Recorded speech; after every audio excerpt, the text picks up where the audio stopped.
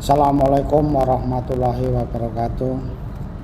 Pemirsa sekalian yang berbahagia, pada kesempatan kali ini kami akan menyampaikan betapa pentingnya faktor lingkungan terhadap penampakan hasil yang dipengaruhinya. Jadi formula atau rumus umumnya adalah fenotipe, penampakannya hasilnya itu adalah merupakan resultante atau interaksi antara genotipe dengan lingkungannya. Genotipe adalah merupakan bawaannya. Jadi kalau genotipe itu adalah sudah bawaan, sudah yang ada. Jadi kalau di manusia ya sebenarnya adalah seperti bayi yang putih bersih, kertas putih bersih yang baru dilahirkan, sehingga apa yang mengisi tulisan itu adalah sangat dipengaruhi oleh faktor lingkungan yang ada. Jadi ini lingkungan sangat mempengaruhi. Oleh karena itu kalau kita pengen sukses, artinya hasilnya sukses, ya genotipe atau bibit yang sudah ada itu harus mempunyai lingkungan yang bagus, lingkungan yang baik. Jangan dipengaruhi lingkungan yang buruk, yang tidak baik. Oleh karena itu lingkungan yang buruk ini harus kita hindari. Carilah lingkungan yang bagus. Misalnya kalau kita berbicara mengenai tanaman akan berproduksi bagus, mempunyai hasil yang bagus, meskipun genotipenya itu bibit unggul, tetapi kalau lingkungannya kurang bagus, misalnya tergenang, nanti hasilnya juga tidak bagus. Jadi faktor lingkungan sangat mempengaruhi hasil akhirnya, penampakannya. Demikian juga kasus kalau kita ini di manusia, kita bisa tidak sukses, tidak menghasilkan sesuatu yang bagus, meskipun kita dilahirkan secara bersih, tidak ada pengaruh. Tetapi kalau kita terpengaruh oleh lingkungan yang kurang bagus, akan menyebabkan interaksi itu menjadi tidak bagus. Oleh karena itu, supaya sukses, kita harus mempelajari lingkungan mana saja yang bagus dan lingkungan yang tidak bagus tersebut yang harus kita hindari.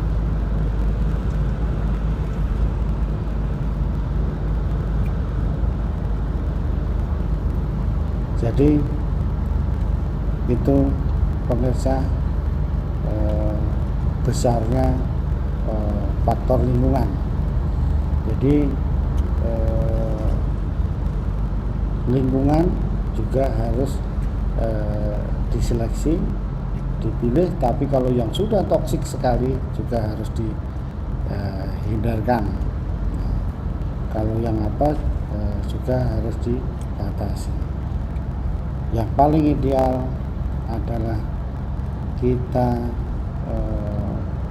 mencari lingkungan yang bagus, karena namanya lingkungan tiap hari berinteraksi akan menyebabkan pengaruh itu menjadi pelan-pelan dan akhirnya akan menjadi kumulatif.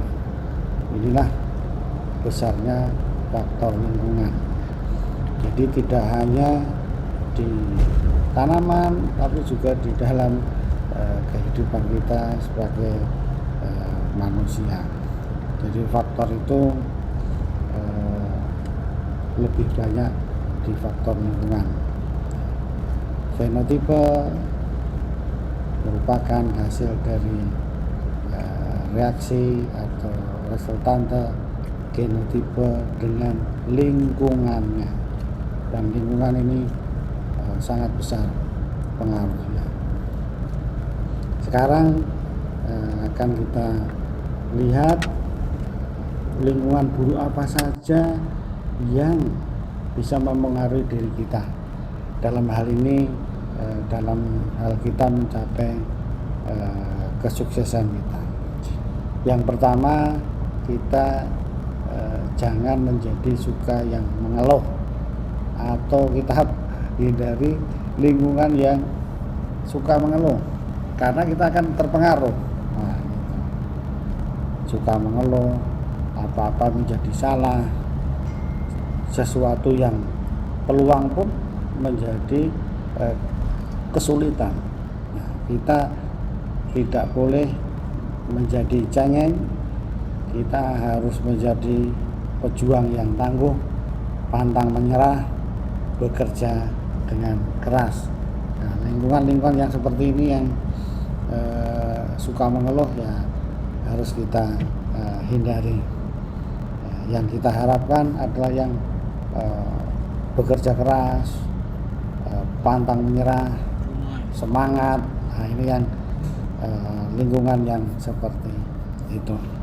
Kemudian lingkungan yang kedua yang harus kita hindari supaya tidak menghambat kita menjadi sukses adalah lingkungan yang tidak membelenggu, yang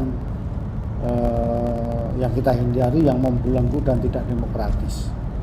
Artinya kita dalam lingkungan yang kita bisa berkembang dengan baik, bisa mengaktualisasi diri, kita tidak sebagai pembeuk kesana kemari, kita tidak punya inisiatif, tidak mempunyai kreativitas. Ini lama-lama kita tidak menjadi berkembang.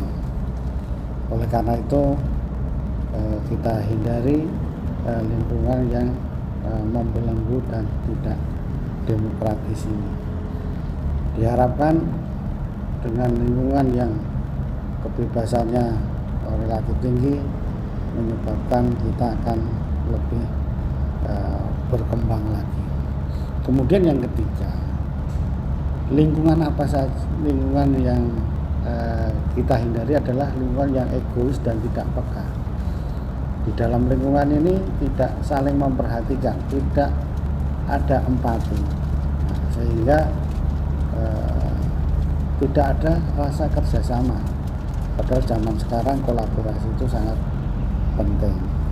Oleh karena itu sikap egois, tidak peka, tidak sikap yang tidak tahu diri ini jangan kita kembangkan, nanti akan menyebabkan itu tadi faktor kegagalan kita menjadi hal yang sukses. Jadi kita juga harus peka dengan diri kita, dengan orang lain, dengan lingkungan, apa yang perlu, yang baik kita lakukan. Kemudian yang keempat adalah kita menghindari suatu lingkungan yang tidak menghargai waktu. Di dalam hal ini, waktu artinya adalah disiplin, tepat janji, amanah untuk memperhatikan waktu tadi. Dengan disiplin diri, dengan